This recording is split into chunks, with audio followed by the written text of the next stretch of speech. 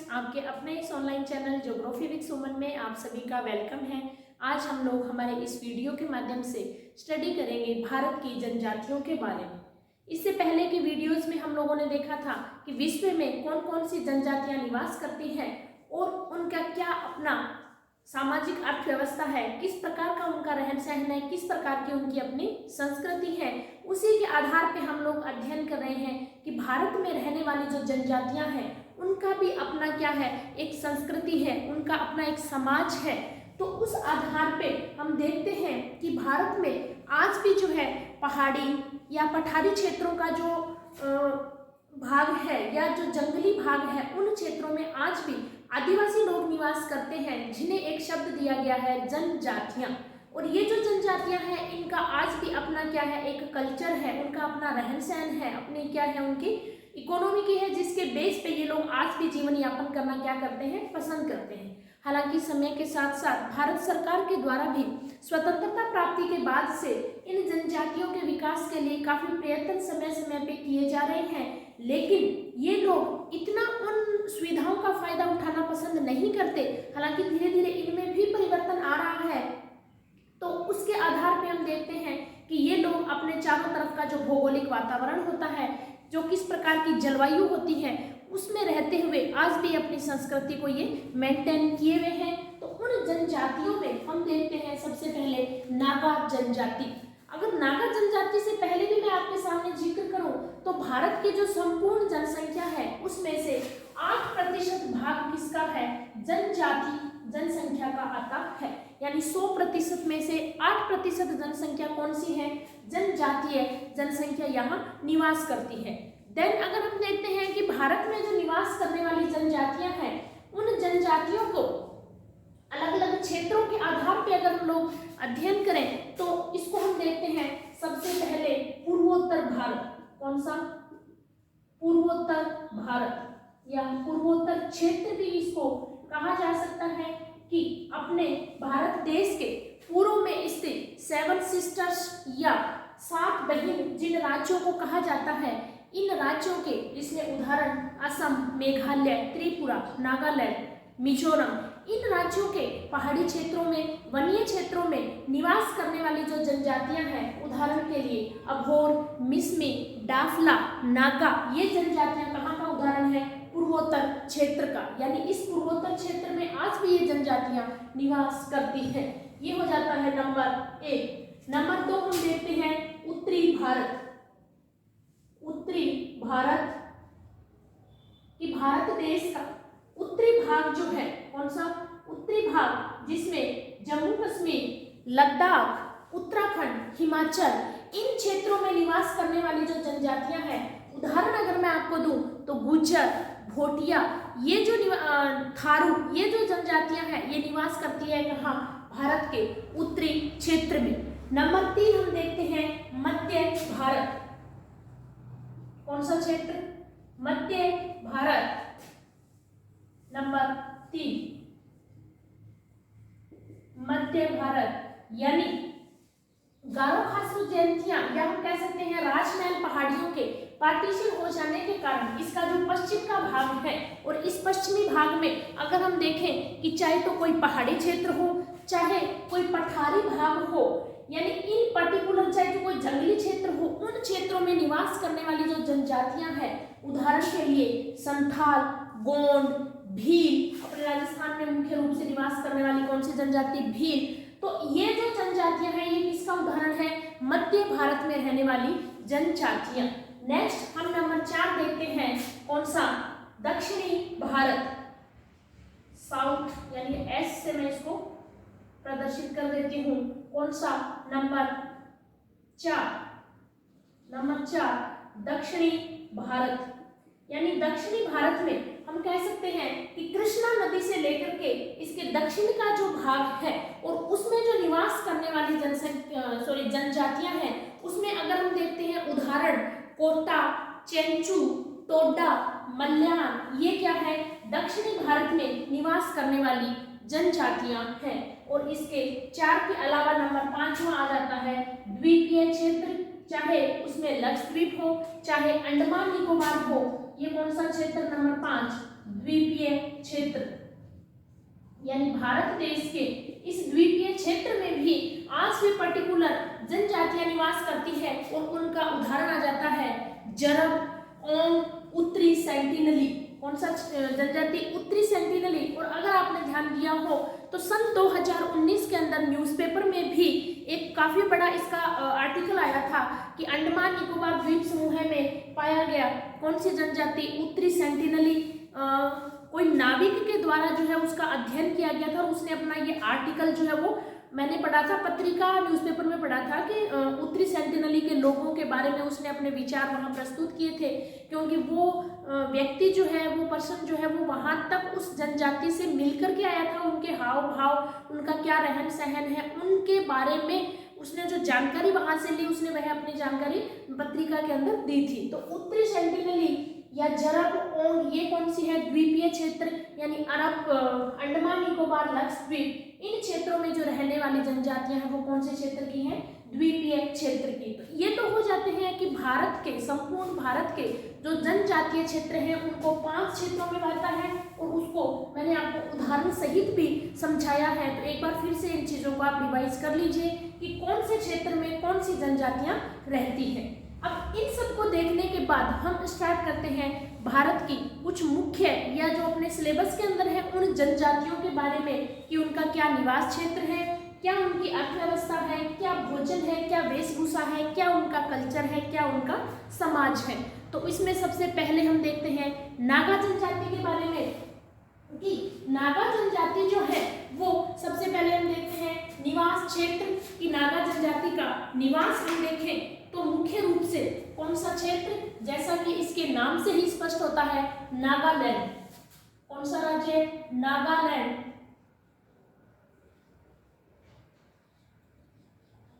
यानी नागालैंड में इस जनजाति का निवास क्षेत्र है। और नागालैंड के अंदर भी हम देखें तो इसमें पाई जाने वाली जो नागा पहाड़ियां हैं, कौन सी? नागा पहाड़ियां, यानी नागालैंड राज्य का अधिकतर भाग जो है इन नागा पहाड़ियों से घिरा हुआ है। या हम कह सकते हैं कि नागालैंड के अलावा मिजोरम में भी पटकोईपुंग की जो पहाड़ियां हैं, अराकान योमा का जो क्षेत्र है, उस पहाड़ी क्षेत्र में भी यह जनजाति निवास करती है। हम यह भी कह सकते हैं कि नागा जनजाति के निवास करने के कारण ही या नागा पहाड़ियों की स्थित होने के कारण ही इस राज्य का नाम जो है वो क्या पड़ा है? नागालैंड पड़ा है। यानी नागालैंड के साथ साथ यह असम और अरुणाचल के भी पहाड़ी क्षेत्रों में यह जनजाति क्या है? निवास करती है। वैसे अगर देखा जाए तो नागालैंड क्या है? एक पर्वतीय क्षेत्र है। यहाँ का उबड़ खाबड़ जो क्षेत्र है जिसके अंतर्गत यह जो जनजाति निवास करती है, इसके अगर जलवायु के बारे में बात करें तो यह उष्ण कटिबंध में क्षेत्र आता है। और पहाड़ी क्षेत्र होने के कारण जो पहाड़ी तलहटी क्षेत्र है उसमें घने वन एवं वर्षा के दिनों में इनमें क्या होता है? मलेरिया का प्रकोप हो जाता है। और अगर ऊंचाई में हम लोग देखते हैं कम से कम 2500 मीटर की ऊंचाई पे क्या होता है कि अत्यंत शुष्क और ठंडा क्षेत्र पाया जाता है, जिसके कारण यह जो जनजाति है वो ना तो तलहटी में निवास करती है और ना एकदम टॉप पे निवास करती है। ये लगभग 1500 मीटर की हाइट पे, कितना? 1500 मीटर की हाइट पे यह जनजाति अपना निवास करना पसंद करती है। यानी जहां इनको क्या है कि ना तो एकदम शुष्क और ठंडा जलवायु प्राप्त हो और ना ही तलहटी में जहां घने जंगल एवं वर्षा के दिनों में जहां मलेरिया का प्रकोप हो जाता है उसका सामना इस जनजाति को नहीं करना पड़े। तो इस प्रकार से यह क्या है? लगभग 1500 मीटर की हाइट पे अपना निवास बनाती है। यह हो जाता है इसका निवास क्षेत्र। नेक्स्ट हम देखते हैं अर्थव्यवस्था कि इस जनजाति की इकोनॉमी की जो है वो आज भी किस पे डिपेंड है। तो इकोनॉमी की में सबसे पहले अगर हम बात करें तो आता है कि अखेट यानी शिकार करना। यह जो जनजाति है यह आज भी एक आखेटक जनजाति मुख्य रूप से मानी जाती है। यानी यह अपनी अर्थव्यवस्था या हम कहें कि यह जो अपना दिनचर्या का जो काम है वो किसके सहारे चलाती है? आखेट करना या कृषि करना। और एक इस जनजाति में आज भी कुटीर उद्योग चला आ रहा है। सबसे पहले अगर हम देखें आखेट करना या शिकार करना तो इन लोगों में क्या है? अलग अलग विधियां होती हैं और एक मुख्य विधि जो इन लोगों की वो होती है वो है कि यह जनजाति जंगली जानवरों को घेर करके यानी हाँकते हाँकते उनको दलदली क्षेत्र में ले आती है और दलदली क्षेत्र में लाने के बाद जब वह जानवर दलदली क्षेत्र में फंस जाता है तो अपने तीरों के ऊपर विष लगा करके यानी जहर लगा करके उसको इतने तीर उसमें मारे जाते हैं कि वो घायल हो जाता है और फिर उसका शिकार किया जाता है। ये इस जनजाति में आज भी क्या है एक मुख्य विधि है। और इसके अलावा एक इनका फेवरेट आप कह सकते हो एक हथियार होता है जिसे कहा जाता है दाव। क्या कहा जाता है? दाव। आपसे पूछा भी जा सकता है कि दाव क्या है, तो दाव क्या है? नागा जनजाति का एक हथियार है, कुल्हाड़ी के समान यह होता है। आखेट करने में भी इसको काम में लिया जाता है, लकड़ी काटने के भी इसको काम में लिया जाता है, या कुछ कृषि कार्यों में भी दाव को काम में लिया जाता है। तो ये जो कुछ पर्टिकुलर वर्ड्स हैं इनको आप लोग नोट भी करते जाइए और आप लोग इसको याद भी कर लीजिएगा। नेक्स्ट आता है कृषि, कि इनकी अर्थव्यवस्था में कृषि कार्य भी इन लोगों को मुख्य रूप से इन लोगों के द्वारा किया जाता है। और कृषि कार्यों में भी किस प्रकार की कृषि? झूमिंग कृषि। और अगर आज से पहले आप लोगों ने कहीं इसका जिक्र सुना हो तो झूमिंग कृषि किस प्रकार की कृषि का उदाहरण है? स्थानांतरण कृषि जो होती है, यानी एक जगह से दूसरे जगह पे किसान जो है या कार्य करने वाले जो लोग हैं वो अपना स्थानांतरण करते रहते हैं, तो उनमें से एक प्रकार है कौन सा? झूमिंग कृषि, जो कि पर्टिकुलर कौन से क्षेत्र में? भारत के पूर्वोत्तर क्षेत्र में झूमिंग कृषि की जाती है। यानी ये 2-3 साल के लिए पर्टिकुलर एक जगह के ऊपर जंगलों को जला करके उसको कृषि योग्य बनाते हैं और वहां अपना कृषि कार्य करते हैं, जबकि 2-3 साल वहां कृषि करने के बाद उस जगह को छोड़ करके नेक्स्ट कोई अन्य स्पेस के ऊपर ये लोग चले जाते हैं और वहां अपना यही वनों को जला करके कृषि योग्य भूमि तैयार करते हैं और वहां अपने 2-4 साल के लिए कृषि करते हैं। तो इस स्थानांतरणशील कृषि को यहाँ क्या कहा जाता है? झूमिंग कृषि कहा जाता है।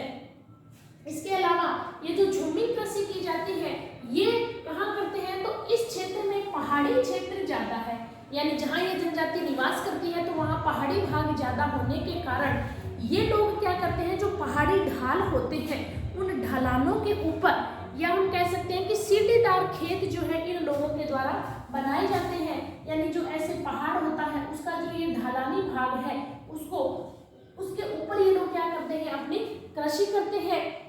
तो सीढ़ीदार खेत, या हम कहें कि किस प्रकार की कृषि करते हैं? तो झूमिंग कृषि ये लोग करते हैं।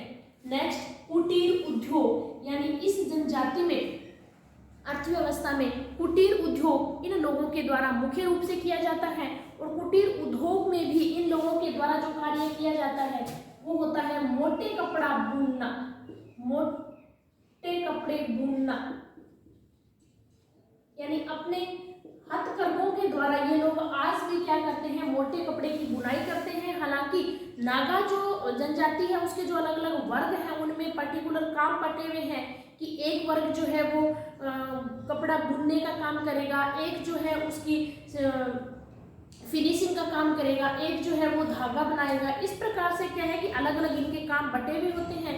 और इसके कुटीर उद्योग पे मुझे ध्यान आया कि ये लोग अपने क्षेत्र में रहने वाले लुहार जो होता है, जो लोहे का काम करता है, उसका ये लोग बहुत मान सम्मान करते हैं, क्योंकि किसी भी प्रकार के कार्य में चाहे उनको आखेट करना हो, चाहे उनको कृषि कार्य करना हो, चाहे उनको कुटीर उद्योग करना हो, उनमें जो लोहे के सामान बनाए जाते हैं वो किसके द्वारा? लोहार के द्वारा। तो ये लोग लोहार का क्या करते हैं? बहुत मान सम्मान करते हैं। आखेट के साथ साथ इनका एक और कार्य भी होता है, वो होता है मछली पकड़ना। यानी इन लोगों के द्वारा मछली भी पकड़ी जाती है, जो कि पहाड़ के निचले भागों में नदियों और तालाबों के किनारे ये लोग क्या करते हैं? इकट्ठा करते हैं। यानी इनका एक और काम भी हो जाता है, कौन सा? मछली पकड़ना। तो ये इनकी क्या है? अर्थव्यवस्था है, जिसके ऊपर ये लोग अपना जो दैनिक कार्य होता है उसको संपन्न करते हैं या अपनी आवश्यकताओं को पूरा करते हैं। नेक्स्ट हम देखते हैं कि भोजन। नागा जो जनजाति है उनका मुख्य भोजन क्या होता है? चावल। मुख्य भोजन क्या होता है? चावल होता है। लेकिन चावल इनको कम मात्रा में प्राप्त हो पाता है, तो जिसके कारण चावल के साथ साथ ये लोग जंगलों से प्राप्त जो कंद मूल जो होते हैं उनको भी ये खाते हैं। और ये कुछ नागा लोग जो है वो मांस खाना भी पसंद करते हैं। तो इनका मुख्य भोजन कौन सा है? चावल है। लेकिन चावल के साथ साथ ये क्या करते हैं? कंदमूल, फल, इन पे भी ये लोग निर्भर रहते हैं और कुछ लोग मांस भी प्राप्त करते हैं। अब हम बात करते हैं वेशभूषा, यानी इनकी क्लोथिंग जो है, किस प्रकार के वेशभूषा ये लोग धारण किए रहते हैं। तो इनके वर्ग में जो मुखिया होता है उसके द्वारा वेशभूषा इनकी डिसाइड की जाती है। सॉरी, इनके वर्ग का जो मुखिया होता है जिनके द्वारा वेशभूषा डिसाइड की जाती है और ये उसी के आधार पे अपने कपड़े धारण करते हैं। इनकी जो मुख्य विशेषता होती है ड्रेस में, उसमें एक तो ये होती है कि ये अपने शरीर के ऊपर चित्र गुदवाना, जहां आज हम लोग जिसको टैटू बनाना कहते हैं, ये बहुत पसंद करते हैं। और ये टैटू के अंदर भी जंगली जानवरों, शेर, चीता, इनके जो मुंह होते हैं वो अपने शरीर पे गुदवाना पसंद करते हैं। इसके अलावा ये जो लोग होते हैं इनका एक अपना फैशन होता है कि ये अपने सिर के ऊपर सींग और पक्षियों के जो पर होते हैं वो बांधते हैं। यानी इनके फैशन में होता है कि सिर के ऊपर सींग और पक्षियों के जो पर होते हैं उनको बांधना ये लोग पसंद करते हैं। विशेष जो इनके आयोजन होते हैं उनमें भी ये अलग अलग तरह के कपड़े इन लोगों के द्वारा पहने जाते हैं। ये क्या हो जाती है इनकी वेशभूषा। या हम कहें कि कुछ जो नागा है वो अपने सिर पे हेड भी पहनते हैं, जो कि अधिकतर किसकी बनी होती है? पशुओं के बालों की बनी हुई होती है। अब आ जाता है नेक्स्ट मानव अधिवास, यानी इनका जो रेजिडेंस होता है वो किस प्रकार का होता है। तो वो हम देखते हैं मानव अधिवास की ढलानों पे ये लोग क्या करते हैं? अपना कृषि कार्य करते हैं। जबकि अपने रहने के लिए ये जो पहाड़ी कटक होते हैं, या हम जिनको कहें कि हिल्स राइस जो होते हैं, उनके ऊपर जो कटक बने हुए होते हैं, उन कटक के ऊपर ये लोग क्या करते हैं? अपना निवास स्थान बना लेते हैं। जबकि ढलानी भाग के ऊपर ये अपना कृषि कार्य करते हैं। इसके अलावा इनके अधिवास की मुख्य विशेषता कि इनके एक साथ एक ग्रुप में, या हम कहें कि इसके गांव में 200-250 मकान एक साथ होते हैं। कितने? 200-250 मकान एक साथ होते हैं और मकान भी इनके छप्पर के समान बने हुए होते हैं।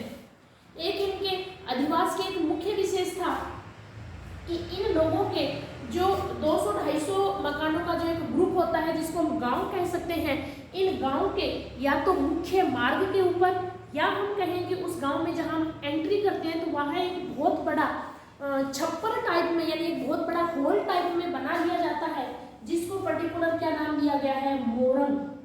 ये भी बहुत इंपॉर्टेंट शब्द है, आप ध्यान रखिएगा। मोरंग। मोरंग में क्या होता है? जो नव युवक होते हैं वो निवास करते हैं। यानी एक बहुत बड़ा हॉल के समान होता है। कहाँ होता है? इनके जो गांव होते हैं उनके मुख्य मार्ग पे, या हम कहें कि गांव में एंट्री करते समय एक बड़े हॉल के समान बना हुआ होता है जिसे कहा जाता है मोरंग। और इसकी विशेषता कि इसमें नव युवक रहते हैं। उस नव युवकों के उस क्षेत्र में रहने का कारण या लॉजिक हम मान सकते हैं कि वो गांव की रक्षा भी करते हैं, वो नवयुवक अपना मनोरंजन भी वहीं करते हैं। तो क्या कहा जाता है? उसको मोरंग कहा जाता है। ये आप इम्पोर्टेंट मानिएगा और ध्यान में रखिएगा कि मोरंग क्या है। तो नागा जनजाति में एक मकान बना हुआ, या हम कह सकते हैं कि होल के समान बनी हुई आकृति, जिसे क्या कहते हैं? मोरंग। और विशेषता कि इसमें कौन रहते हैं? नवयुवक रहते हैं।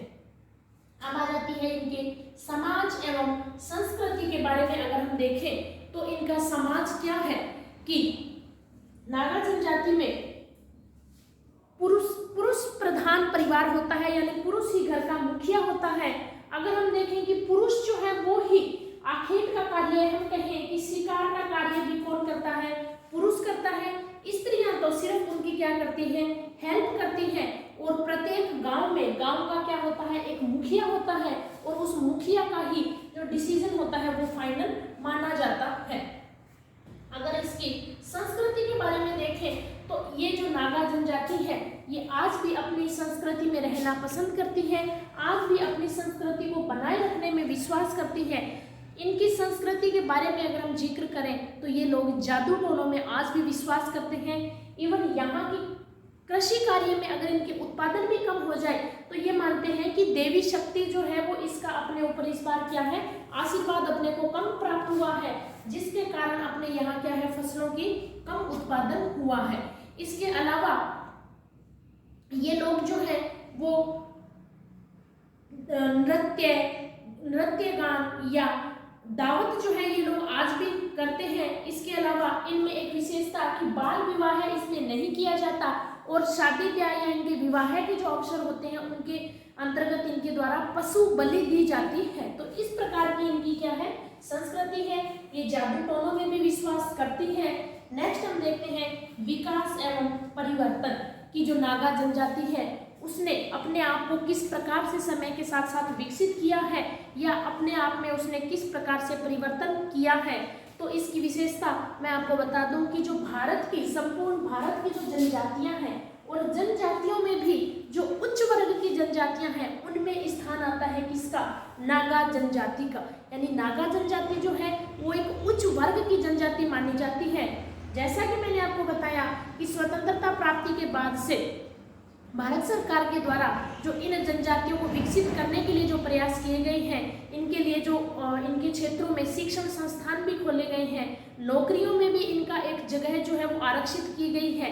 तो ये लोग जो है या जो नागा जनजाति है उसने उस सुविधा का फायदा भी उठाया है, अपने आप को शिक्षा के क्षेत्र में भी उच्च किया है, और आज ये लोग जो है वो कहीं ना कहीं नौकरियों में भी अपना स्थान प्राप्त किए हुए हैं। इसके अलावा जो इनके आसपास के क्षेत्र होते हैं, उदाहरण के लिए अगर पूर्वोत्तर राज्य में ये जनजातियां निवास करती हैं तो असम के जो चाय के बागान है इन क्षेत्रों में भी इन लोगों ने क्या किया है, काम करना शुरू कर दिया है। इसके अलावा अगर हम देखें कि इनके द्वारा जो आसपास के जो घाटी क्षेत्र है या ये लोग यहाँ से स्थानांतरित होकर के क्या है कि अपने अर्थव्यवस्था को बनाए रखने के लिए, अपने आप को विकसित करने के लिए इन लोगों ने क्या किया है कि जो पहाड़ी पठारी क्षेत्र हैं और उनमें जो खानों का कार्य होता है उन खानों में भी स्त्री और पुरुष दोनों ने काम करना शुरू कर दिया है। तो इस प्रकार से नागा जनजाति ने अपने आप को काफी विकसित भी किया है और धीरे धीरे समय के साथ साथ अपने आप को परिवर्तित भी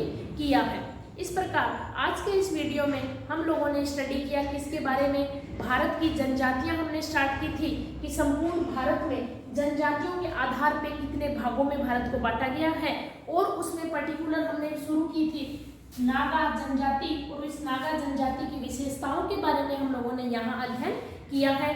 उम्मीद करती हूँ आपको यह अच्छे से समझ में भी आया होगा, और इसी के साथ ही मैं यह वीडियो जो है यहीं एंड करना चाहूँगी। Thank you.